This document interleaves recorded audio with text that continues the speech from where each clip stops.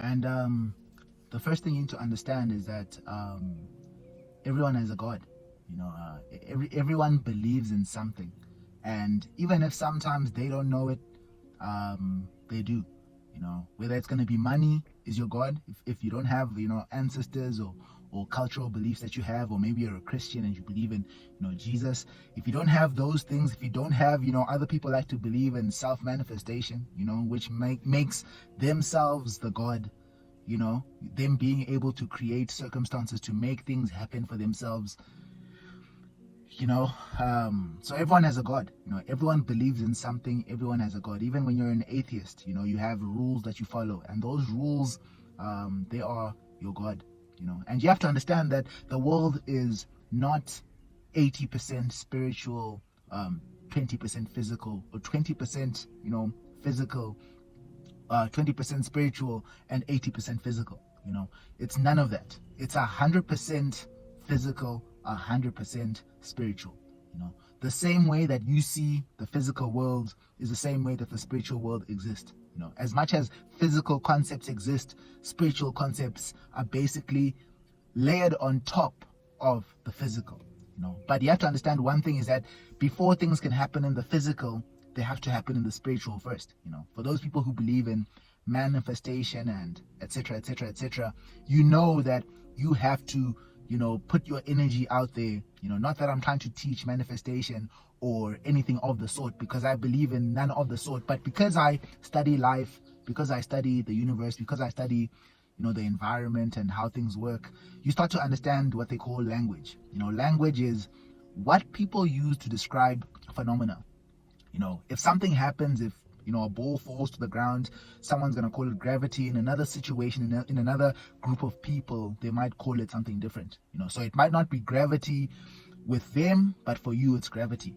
But they have a different understanding, a different viewpoint of what that movement of something being pulled to the ground is. So language plays a big role in understanding your beliefs, whether you believe in God or whatever it is that you believe in, whatever it is that is your God. So as I was saying, when you understand that you have to think of whatever it is that you want to achieve before you achieve it, you have to manifest it, which means that you have to put it out there. Your energy has to put it into the universe, into the atmosphere, into whatever it is that you want to believe it to be. You have to pray to God if you're a Christian. You have to pray to God if you're a Muslim or whatever it may be that you believe in. You have to pray and ask to a power that will give you whatever it is that you've prayed for. So an action has to be done, and then some power, some belief structure has to bring forth whatever you've already put out there. So it happens in the spiritual first, and then you receive it in the physical. And what you need to understand about spirituality, and this what I'm trying to teach you guys, is that when you manifest, when you pray to God, when you do whatever it is that you do in order to gain favor with your God, is what you call worship. So if you believe in self-manifestation, if you believe in Christianity, there are things that you have to do. There's a process, there's a ritual, there's a structure of events that need to happen in order for you to gain what you want, and that's called worship. You have to gain favor with your God. So when you pray, you're asking for circumstances to align in your favor. Maybe you're asking for a job. So you're saying, I'm going to go out there and search for a job, but I'm going to pray to a higher power. I'm going to manifest, that I do find one, because there's a possibility that I won't. So you start to understand that having a God has benefits of giving you luck. I want to specifically make reference to that word luck. Here's what you need to understand is that circumstances landing in your favor through prayer is a form of luck. I wanted to use that word because there is no such thing as luck. There's no such thing as a random event, because the world is spiritual. Like I said in the beginning, because the world is 100% spiritual as it is physical, there's a reason for absolutely everything happening, but you just won't know what the reason is.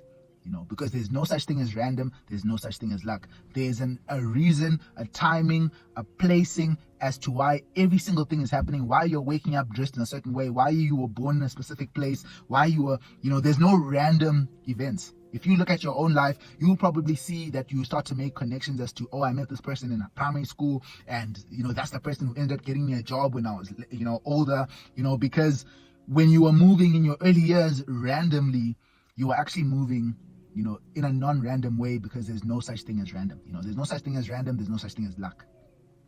So I use this term luck to help you guys understand circumstances, because if there's no such thing as luck, right, then there has to be a force that is helping you gain better circumstances. If you believe in God, if you believe in manifestation, and you pray for a business or a job, you're asking for more favor or more luck, which is basically going to help you in your journey. So you're hoping for circumstances to align in your way, and to have been aligned in that way by a higher power. So if you don't get the job and someone else gets the job, that means their force at that time was strong enough to manifest that job. Their God was able to get them that job, but your God was not.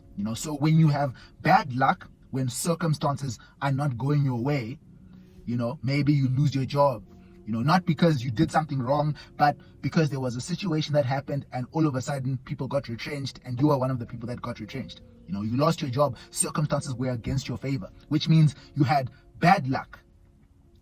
The forces were against you, someone else's force was against you, and that force prevailed. So there's no such thing as luck, because if two people pray for one job, two people pray for one situation to happen in their favor, and the one person gets it and the other person doesn't, that means that that person's God was not able to get that situation for them for a reason. Maybe he has better for them, whatever reason that may be. But the reality of the matter is that the circumstances for the one person aligned in a favor where they were positive. So someone else's bad luck can be someone else's good luck. So that's when you have to understand that forces are always against each other. It's always a battle of this force versus this force. The forces governing my life and the forces governing your life, and how those can intertwine in a world of 7 billion people.